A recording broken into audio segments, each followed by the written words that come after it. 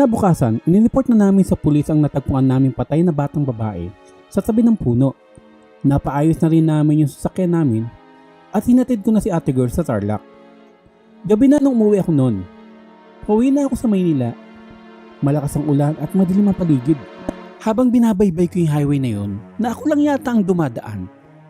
Maya-maya merong isang pumara sa akin at gusto makisabay.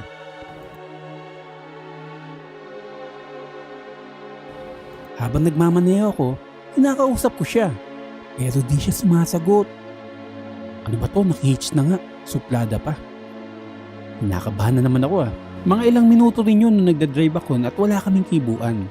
Ilang sandali pa, sabi niya bababa na daw siya sa tapat ng isang puno na ilan di pa lang ang layo nito sa sementeryo doon. Siyempre kinabahan na naman ako. Sementeryo? Puno? Babae? Di ba ganun yung nangyari sa akin sa last episode? Pero bago siya bumaba, meron siyang inabot sa akin na isang itim na libro. Sabay sinabing, biling ko na raw yung libro na yon sa halagang 1,000. Kuya, bilhin mo na tong itim na libro dahil mamalasin ka pag di mo to binili sa akin. Ang halaga nito ay 1,000. Dito sa libro na to, nakasaad ang isang katotohanang di dapat malaman ng mga tao.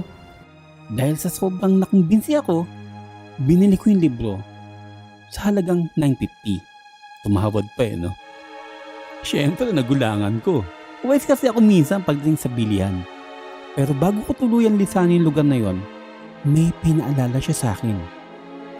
Babala lang kuya. Kahit na anong mangyari, wag mong titignan ang likod ng itim na libro.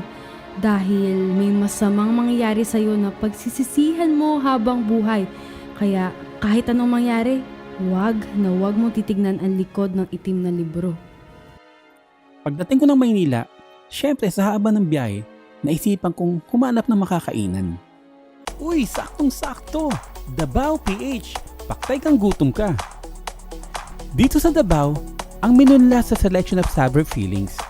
Choose from juicy pork or crispy chicken sandwich in between freshly made buns. Each bite is packed with flavors. Now all you have to do is bite, munch, and repeat. Bao appetite talaga. You can also order their entire menu for delivery on Foodpanda, GrabFood, or Lala Food. Ayos diba?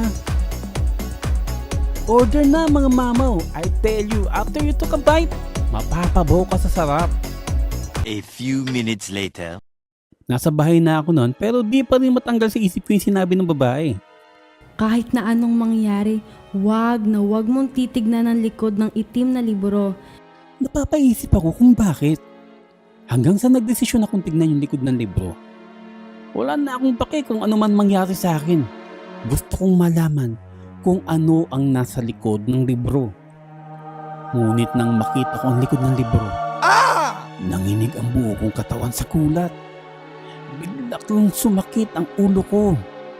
May kasamang panlalambot ng pangangatawan.